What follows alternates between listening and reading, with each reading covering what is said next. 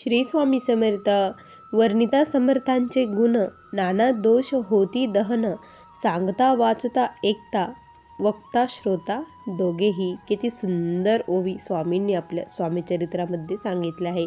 स्वामींच्या जर गुणांचं गुणगान केलं, स्वामींच्या लीलांचं वर्णन केलं, तर ऐकणारा आणि बोलणारा दोघांचे असंख्य पाप हे नाहीसे होत असतात. आज आपले देखील पाप हे नाहीसे होणार आहे, कारण तुम्ही ऐकत आहात आणि मीही सांगत आहे. त्यामुळे खूप सुंदर अनुभव आहे या ताईंचा. हा अनुभव ऐकताना खरी भक्ती कशी असते, स्वामींची सेवा कशी करावी, स्वामींना कुठली सेवा आवडते आणि आपले प्रश्न कसे सुटतात, या सेवेने या सर्व गोष्टींचा खुलासा आपल्याला या अनुभवातून होणार आहे. त्यामुळे हा अनुभव अगदी शेवटपर्यंत प्रत्येक स्वामी भक्तांनी आज बघावा. चला तर मग या ताईंच्या शब्दात सुंदर अशा अनुभवाला सुरुवात करूया.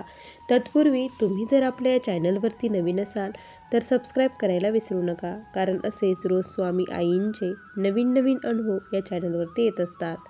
ताई म्हणतात, सर्वप्रथम सर्वांना श्री स्वामी समर्थ.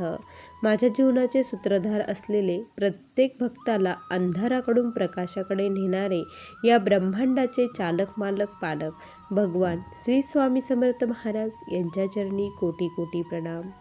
स्वामी भक्तांनो, मी आज तुम्हाला माझ्या आयुष्यातील स्वामींचे मला आलेले आत्तापर्यंतचे खूप सारे अनुभव शेअर करणार आहे.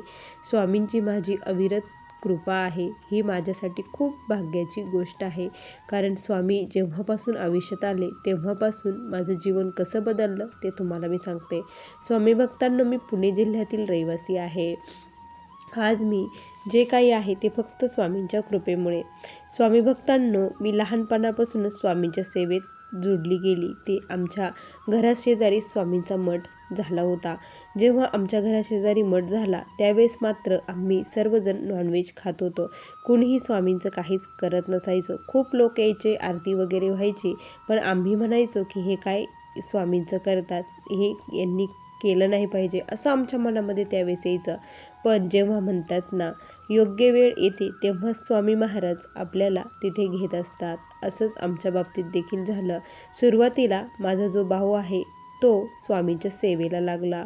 तो स्वामींचं खूप करू लागला. तो स्वामींच्या ग्राम अभियानाला जाऊ लागला. स्वामींचे जे पोस्टर वगैरे, जे स्वामींचं पारायण असायचं, मोठं गुरुचरित्राचे पारायण ज्यावेळेस सप्ताह व्हायचा त्यावेळेस मोठे मोठे पोस्टर वगैरे लावण्याचं काम तो करू लागला होता. आणि तो आम्हालाही म्हणायचा स्वामींची सेवा करा, पण आम्ही कोणीही करत नव्हते. त्याने काय केलं की आम्ही म्हणायचो की तू करायचं तर तू तिकडे बाहेर कर, पण घरी त्यांचा फोटो वगैरे काही आणू नको, कारण जर त्यांना घरी आणलं तर आपल्या घरी नॉनव्हेज वगैरे होतात आणि त्यांचं खूप कडक असतं, ते खूप रागीट आहेत, असं आम्ही ऐकलेलं आहे. आम्ही त्याला असं बोलायचो. तो आम्हाला सांगायचा की महाराजांसारखे मायाळू कोणीच नाही या जगामध्ये, ती आपली आई आहे आणि आई कुठे लेकराला विजा वगैरे करत नसते, त्यामुळे घाबरायचं नाही, महाराजांना मी आणणार आहे, तो असा ठामपणे बोलला. त्यावेळेस आईलाही खूप वाटलं की यांनी जर खरंच आणलं तर काय करायचं असं वाटलं. वडिलांनाही वाटलं की आता यो म्हटल्यावर ह्यो आणणारच आहे. आणि तसंच झालं. गुरुवारी त्यांनी स्वामींचा आमच्या घरामध्ये खूप मोठा फोटो घेऊन आला. खूप मोठा फोटो होता आणि त्यांनी सांगितलं की महाराजांचं स्वागत करा. आता आई म्हटले की कर म्हणून स्वागत. मग मी पंचारती वगैरे सर्व घेऊन आले आणि महाराजांचं स्वागत केलं. महाराजांचं आगमन घरामध्ये झालं आणि त्याने तो फोटो हॉलमध्येच लावला. हॉलमध्ये घरात एंट्री केल्याबरोबर महाराजच आमचे दिसतात. कोणीही येऊ, त्यांना सर्वप्रथम त्यांची दृष्टी महाराजांवरतीच पडते, अशा ठिकाणी त्याने तो फोटो लावला. आणि जेव्हा आता मग स्वामी आले, आम्ही सर्वजण खूप घाबरू लागलो. आता घरात नॉनव्हेज करायला नाही पाहिजे, केलं तर आपल्याला शिक्षा होईल, असं मनामध्ये खूप सारे प्रश्न येऊ लागले. आणि माझी आई ही शिकलेली नाही, ती अडाणी आहे आणि ती मग काय, तिलाही खूप भीती वाटू लागली की आता काय करायचं, घरात सर्व काही उलटं होईल असं तिला वाटू लागलं. माझा भाऊ आम्हाला खूप समजून सांगायचा, पण नाही. मग असंच एक दिवस भीत मला खूप खाऊ वाटलं होतं, कारण खूप दिवसाची इच्छा झाली होती की खायचं, पण खूप दिवसापासून जवळपास 8 दिवस काही खाल्लंच नव्हतं. आमच्या घरामध्ये आठवड्यातून 4 दिवस नॉनव्हेज होतच असायचं आणि माझी खूप इच्छा झाली. मी पप्पांना म्हटले की काही करा, आज आणा, माझी खूप इच्छा झाली आहे. तो वार होता रविवारचा आणि मग माझ्या पप्पांनी आणलं. आईनी घाबरतच ते केलं आणि आम्ही खायला खाल्लं वगैरे सर्वांनी, पण माझ्या भावाने नाही खाल्लं, कारण तो जेव्हापासून स्वामींच्या सेवेत गेला तेव्हापासून त्याने नॉनव्हेज हे सोडून दिलेलं होतं. आणि त्या दिवशी मग असं खूप भीती वाटायची, काही होतं की काय, काही होतं की काय. पण संध्याकाळ झाली, सर्व हे झालं, काहीच झालं नाही. मग खूप सर्वांना असं वाटलं की नाही बाबा काही होत नाही. मग आमच्या घरात पुन्हा पहिल्यासारखंच नॉनव्हेज सुरू झालं. महाराजांनी सुरुवातीला बघितलं, पण नंतर खरंच स्वामींनी खूप सारे आम्हाला शिक्षा दिली असं म्हणायला हरकत नाही. माझं भावाचं पारायण चालू होतं आणि माझ्या वडिलांनी ऐकलंच नाही. त्यांनी घरामध्ये हे केलं, अंडे केले आणि त्या दिवशी खूप वाईट आमच्यासोबत घडलं. माझ्या वडिलांना अचानक उलट्या आणि जुलाब होऊ लागल्या. इतका त्रास होऊ लागला की काय करावं काहीच कळत नव्हतं. अचानक कसं हे सुरू झालं, कारण माझे वडील एकदम ठणठणीत होते, पण जेवण केल्यानंतर अर्ध्या ते पाऊण तासामध्ये त्यांना प्रचंड उलटे जुलाबाचा त्रास सुरू होऊ लागला. त्यावेळेस स्वामी भक्तांना आम्ही त्यांना हॉस्पिटलला घेऊन गेलो. माझे वडील पूर्ण गळून गेले होते. रात्रभर त्यांना उलट्या आणि जुलाब होत होत्या. डॉक्टरांनी सकाळी सांगितलं की यांना ICUमध्ये घालावं लागणार आहे म्हणून, कारण त्यांची उलटी जुलाब थांबतच नव्हते. कुठलीही ट्रीटमेंट दिली तरी, कुठलंही औषध दिलं तरी ते थांबत नव्हतं. मग ICUमध्ये ठेवलं आणि मग मी मनातल्या मनात स्वामींना बोलली की स्वामी, हे जर तुम्ही केलेलं असेल, तुम्ही जर शिक्षा देत असाल तर हे आत्ताच थांबवा. माझ्या वडिलांना एवढी मोठी शिक्षा देऊ नका. आम्ही घरात नॉनव्हेज करणार नाही, असं मी माझ्या मनामध्ये स्वामींना म्हटली. आणि काय आश्चर्य स्वामी भक्तांनो, माझ्या वडिलांना 1 तासामध्ये बरं वाटलं आणि त्यांना ICUमधून बाहेर काढलं. आणि त्यावेळेस कळालं की ही शिक्षा स्वामींनीच दिली होती. आणि त्यानंतर माझे वडील 2 दिवसामध्येच घरी आले. घरी आल्यानंतर मी सर्वांना सांगितलं की ही शिक्षा आपल्याला स्वामींनी दिली आहे. खूप मोठ्या संकटातून स्वामींनी काढलं, म्हणजे त्यांनीच शिक्षा दिली आणि त्यांनीच बाहेर काढलं. आजपासून आपल्या घरामध्ये नॉनव्हेज हे होणारच नाही, असं मी सांगितलं. वडिलांनाही ते कळालं, कारण त्यांना खूप प्रचंड त्रास झाला होता. मग त्या दिवसापासून आमच्या घरातील नॉनव्हेज हे पूर्णपणे बंद झालं. घरात कोणीही आणत नव्हते. आणि मग मला वाटायचं की स्वामी महाराज खरंच किती ऐकतात, एकदा सांगितलं तरी लगेच ते ऐकतात, म्हणून माझाही विश्वास बसला. आणि मग मी तेव्हापासून स्वामींच्या सेवेत लागले. आईला वाचता येत नव्हतं, लिहिता येत नव्हतं, त्यामुळे आई फक्त माळ घ्यायची आणि माळ घेऊन स्वामींचं करू लागली होती. त्यानंतर आम्ही केंद्राप्रमाणे देवघर देवारा केला. आता आमच्या घरामध्ये महाराजांची खूप प्रचंड सेवा सुरू झालेली होती. सर्वजण स्वामीमय झालं होतं. स्वामीमय भक्तिमय वातावरणात रंगून गेलं होतं. माझ्या भावाचा स्वभाव हा फार कडक होता. त्याला सर्वजण घरामध्ये घाबरत असायचे, पण तोही स्वामींचं खूप करायचा. पहाटे 4लाच उठून तो स्वामींची देवपूजा वगैरे करायचा. मंत्र स्तोत्र बोलूनच तो घराबाहेर पडत असायचा कामासाठी. आणि असंच आम्हाला योग आला अक्कलकोटला जाण्याचा. अक्कलकोटला जायचं आमचं ठरलं. अक्कलकोटला ज्यावेळेस आम्ही गेलो त्यावेळेस माझी आई, वडील आणि माझी वहिनी आणि माझा भाऊ आणि मी असं आम्ही सर्वजण गेलो होतो. तिथे गेलो आणि मग आम्हाला स्वामींचा अभिषेक करायची इच्छा होती. माझ्या भावाचा नवस होता की मी अक्कलकोटला गेल्यावर महाराजांचा अभिषेक करेल. मग तो म्हटला की महाराजांचा अभिषेक करायचा. मग आम्ही पहाटे लवकर उठलो आणि अभिषेकसाठी गेलो. तिथे गेल्यानंतर स्वामी भक्तांनो, मी बघतच राहिली की कसं करतात, काय करतात. मग त्यांनी ते जे होते ते म्हणले की जोडीने तुम्ही अभिषेक करू शकता.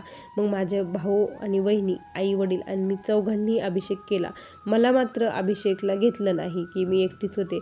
माझ्या मनात आलं की महाराजांना कुठलाही भक्त हा सारखाच समानच असतो आणि मग यांनाच का बरं जोडी आहे म्हणूनच यांना अभिषेक, मला का बरं अभिषेक करायचा नाही, मी का बरं स्वामींचा अभिषेक करू शकत नाही. मी त्यावेळेस स्वामींशी खूप भांडले की तुमच्या इथे भेदभाव होतो, तुम्ही प्रत्येक भक्ताला समान हे करत नाही, तुम्ही ब्रह्मांडाचे चालक मालक आहात म्हणतात, मग यांच्या आज्ञेमध्ये तुम्ही कसे राहतात, असं म्हणून मी महाराजांशी खूप प्रचंड त्या दिवशी भांडली. आणि काय झालं स्वामी भक्तांनो, आणि अचानकपणे आमचा ते अभिषेक पूर्ण झाला. त्यानंतर कोणी ज्यांनी नंबर लावलेला होता ते तिथे आलेच नाही. आणि मग ते गुरुजी काय म्हटले अचानक की तुला करायचा आहे का अभिषेक, असं म्हटले. आणि मला तर खूप आनंद झाला की मला करायचंच होतं, पण त्यांनी अगोदर सांगितलं जोड्या पाहिजे म्हणून. मी तर लगेच आनंदाने हो म्हटले. माझी आई म्हटली तर मग कर म्हणे तुझी इच्छा आहे तर. आणि मग मला लगेच अभिषेकला घेण्यात आलं. मग मी अभिषेक करायला लागली. आणि त्यावेळेस स्वामी भक्तांनो, महाराज माझ्याकडे बघून असे हसत आहे असं मला जाणवलं, की ती मूर्ती माझ्याकडे बघून हसत आहे.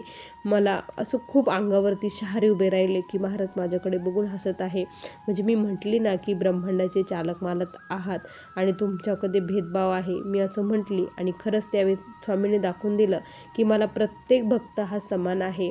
मी कुठल्याही भक्तामध्ये भेदभाव करत नाही. जशी ज्याची भक्ती असेल त्याचं फळ मी देतो असं स्वामींनी त्यावेळी दाखवलं. आणि माझ्या मनात आलं की मी जे काही बोलते ते महाराज लगेच ऐकतात आणि मला खूप डोळ्यातून अश्रू येऊ लागले. मग त्यानंतर आम्ही तिथून महाराजांची खूप छान एक मूर्ती घेतली, ती महाराजांच्या समाधी मंदिरामध्ये नेली, तिथे ती लावली आणि मग घरी आलो.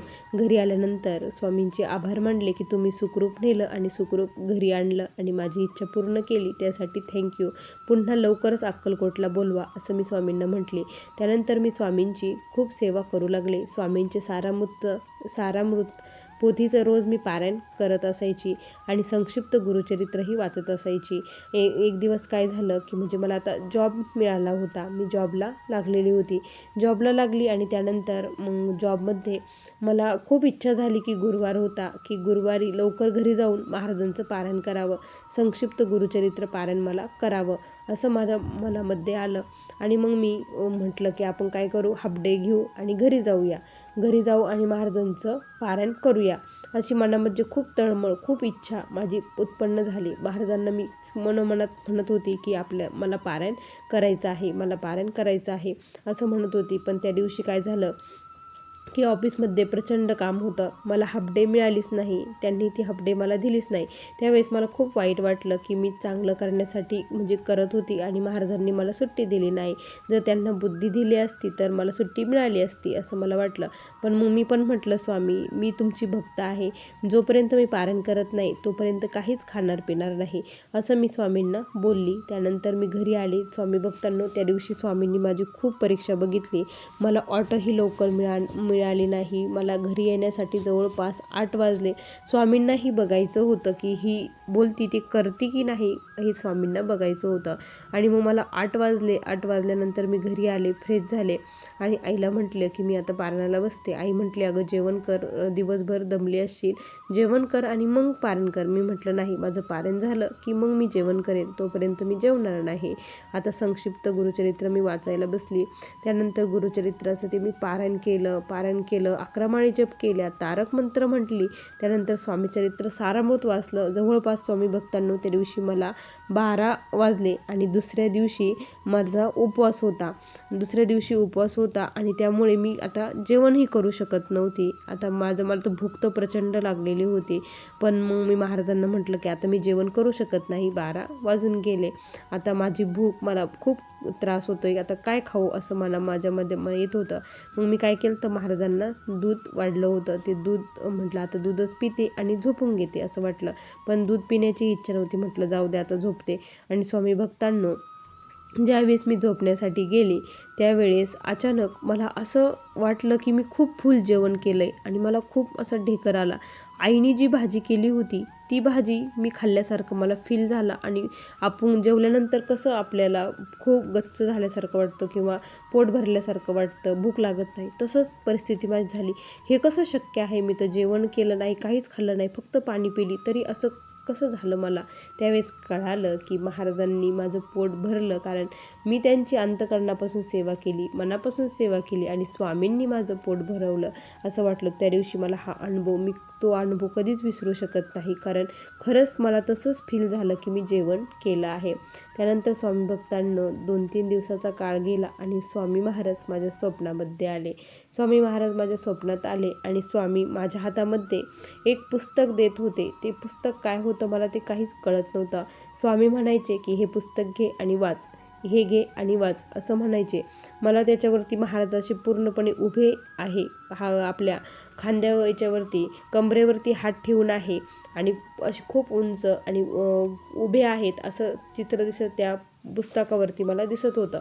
आणि त्यानंतर मला जाग आली. महाराज माझ्या हातात कुठलं पुस्तक देत होते हे मला काही कळेनाच, कारण स्वामीचे जेवढे पुस्तक बघितले त्यामध्ये तर असं चित्र नाही, गुरुचरित्रावर नाही, कुठल्याच ग्रंथावरती नाही. मग हे कुठलं पुस्तक आहे असं की स्वामी मला वाचायला सांगत आहे. मग मी खूप शोध घेतला. त्यानंतर मी पुस्तकांच्या दुकानात गेले, जिथे धार्मिक पुस्तकं मिळतात तिथे गेले आणि ते पुस्तक मी शोधू लागले की महाराजांचं असं कुठलं पुस्तक आहे का त्याच्यावर स्वामींनी असे हात ठेवला आहे आणि उभे आहेत असं म्हटले.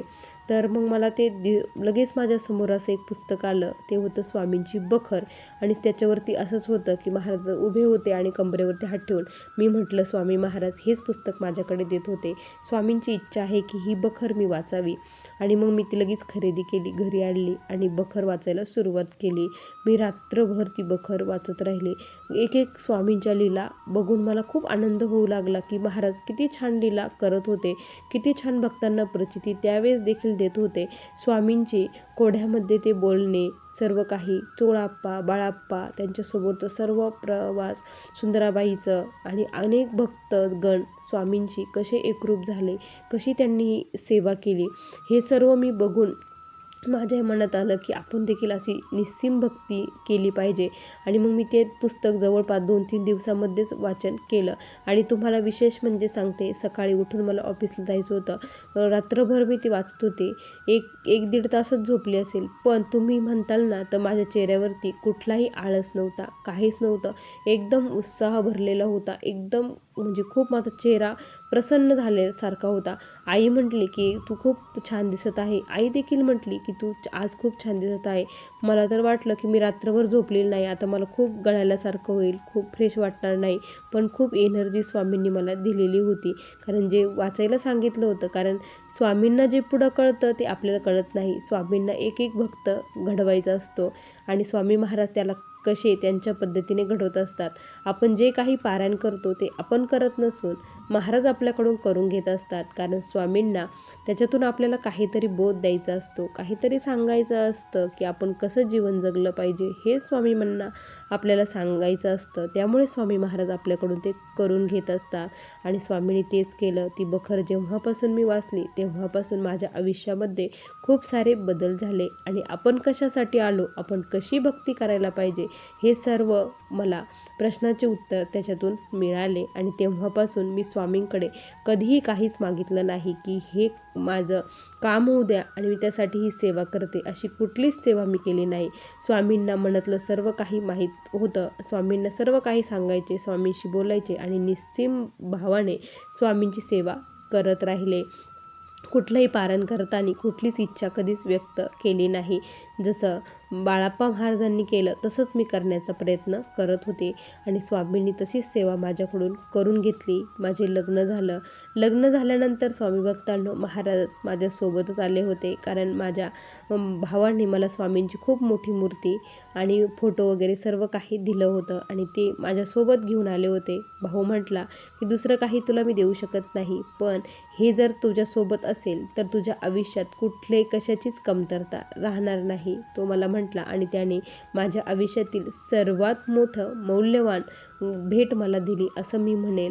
आणि ती मूर्ती वगैरे माझ्या घरी आली आणि त्यानंतर माझ्या घरचे जे होते, मलाही वाटायचं खूप सात्विक बनावं, त्यांनी खूप हे करावं, पण मला अनुभव होता की जेव्हा वेळेस योग्य वेळ येते त्यावेळेस सर्व काही होतं आणि तसंच झालं. इकडे देखील माझी सेवा ही खूप सुरू होती. त्यामुळे घरातील वातावरण हे छान होतं. नवीन 1-1.5 वर्ष एवढी सेवा करायला जमलं नाही, पण 1-1.5 वर्षानंतर महाराजांची खूप सेवा सुरू झाली. स्वामी कृपेने सुरुवातीलाच मुलगा झाला. स्वामींच्या कृपेने मला एकच इच्छा होती की माझ्या मुलाने देखील स्वामींची खूप सेवा करावी, तो स्वामींचं सेवेकरी बनावं, स्वामींचं कार्य पुढे त्याने न्यावा. मी पोटावरती हात ठेवून एवढंच रोज म्हणायची की तुला स्वामी आजोबांचं काम करायचं आहे, त्यासाठी स्वामी तुला या पृथ्वीवरती जन्माला घालत आहे. तू खूप हुशार आहे, तू खूप बुद्धिवान आहे आणि तू खूप धार्मिक आहे, एवढं मी त्याला रोज सांगायची. आणि स्वामी भक्तांनो, तसेच गुण माझ्या मुलामध्ये निपजले आहेत. तसाच माझा मुलगा हा झाला आहे. त्याला स्वामींची खूप ओढ आहे आणि तो खूप शांत, खूप सुशील आणि तो सर्व काही ऐकतो. कुणालाही मागे बोलत नाही, उद्धटपणे काहीच करत नाही, जसे सांगेल तसं वागतो. ही फक्त स्वामींची माझ्यावरती झालेली कृपा आहे असं मी म्हणेन. आणि तो स्वामी देखील त्याच्याकडून पुढे कार्य करून घेणार हे मला माहीत आहे. स्वामी भक्तांनो, तुम्ही जे काही करता ते फक्त मनापासून करा. स्वामी महाराज तुमच्या सर्व इच्छा लवकर पूर्ण करतील. फक्त आपली भक्ती तशी पाहिजे. आपण तसं स्वामींची सेवा केली पाहिजे. मला आलेले स्वामींचे आत्तापर्यंतचे हे असे छोटे मोठे अनुभव होते. श्री स्वामी समर्थ. बघा स्वामी भक्तांनो, किती सुंदर अनुभव आहे या ताईंचे. तुम्हाला हे अनुभव कसे वाटले नक्की कमेंटमध्ये कळवा. पुन्हा भेटूया अशा सुंदर अनुभवासोबत. तोपर्यंत सर्वांना श्री स्वामी समर्थ. जय जय स्वामी समर्थ. श्री गुरुदेव दत्त.